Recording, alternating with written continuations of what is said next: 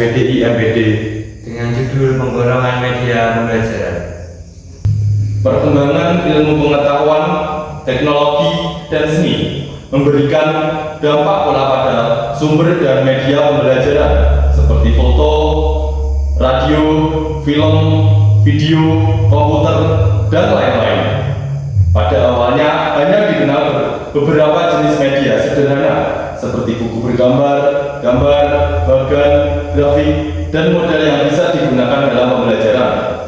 Pertambahan jenis media dan perluasan pemanfaatannya menimbulkan pemikiran untuk mengadakan pengklarifikasian atau penggolongan media pembelajaran dari berbagai aspek.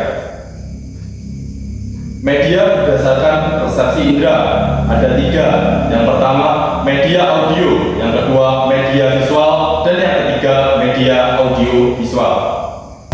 Yang pertama, media audio. Media audio adalah media yang hanya mengandalkan suara saja, seperti radio, kaset tape record, dan piringan hitam. Media ini tidak cocok untuk orang tuli atau mempunyai kelainan dalam pendengarannya. Media audio adalah media yang hanya mengandalkan indera penglihatan. Yang kedua, media visual.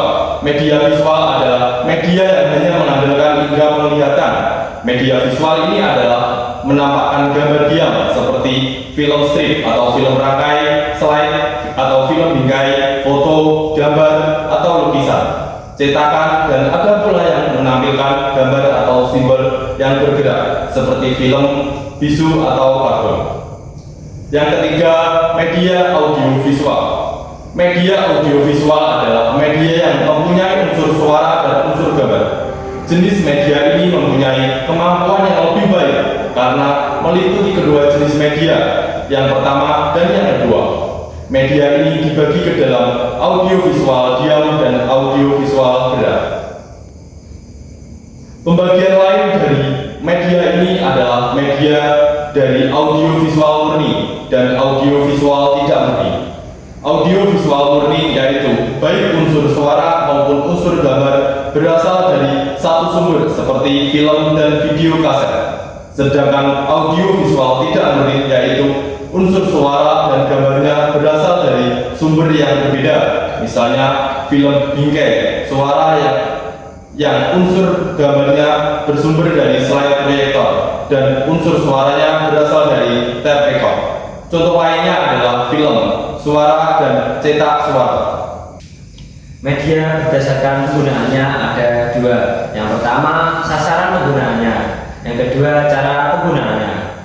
Sasaran penggunaannya berdasarkan sasaran yang menggunakannya. Media dapat dibedakan menjadi 3, yaitu media individu, media pendidikan atau pembelajaran yang media penggunaannya secara kelompok, baik kelompok kecil maupun kelompok besar, dan media pendidikan atau pembelajaran yang penggunaannya secara individual adalah modul pembelajaran, buku pengajaran terprogram, mesin pengajaran, media pembelajaran mandiri berbasis komputer, dan lain-lain. Media penggunaannya secara kelompok kecil maupun besar, misalnya slide bersuara, kaset tape recorder, video, dan lain sebagainya. Media pembelajaran yang penggunaannya secara massal, misalnya televisi dan radio. Selanjutnya, media dengan cara penggunaan. Berdasarkan cara penggunaannya, media pembelajaran dibedakan menjadi 2, yakni media pembelajaran yang penggunaannya secara tradisional atau konvensional atau sederhana, dan modern atau kompleks. Kedua jenis media ini dijelaskan sebagai berikut. Media yang penggunaannya secara konvensional, di mana setiap guru secara individu memegang peran penting dalam proses pembelajaran. Media ini meliputi semua media pembelajaran dan sumber belajar yang biasa digunakan oleh guru dalam mengajar di kelas, laboratorium, atau di luar kelas, baik dalam kelompok kecil maupun kelompok besar. Contoh sketsa rantai makanan yang digambar guru di papan tulis, peta Indonesia yang digunakan oleh guru untuk menjelaskan letak provinsi-provinsi di Indonesia. Selanjutnya, media yang penggunaannya secara modern meliputi ruang kelas otomatis, sistem proyeksi berganda, dan sistem interkomunikasi. Ruang kelas otomatis yaitu ruang kelas yang fungsinya dapat diubah-ubah secara otomatis atau guru tinggal menekan tombol tertentu. Sistem proyeksi berganda, suatu sistem ruang proyeksi melengkapi ruang kelas otomatis. Sistem ini diciptakan untuk memungkinkan proyeksi bahan-bahan pembelajaran melalui berbagai proyektor secara terkoordinasi. Sistem interkomunikasi dibuat dalam rangka pengajaran secara massal, di mana program pembelajaran disiarkan melalui televisi. Sistem ini digunakan untuk beberapa kelas dalam suatu lembaga pendidikan.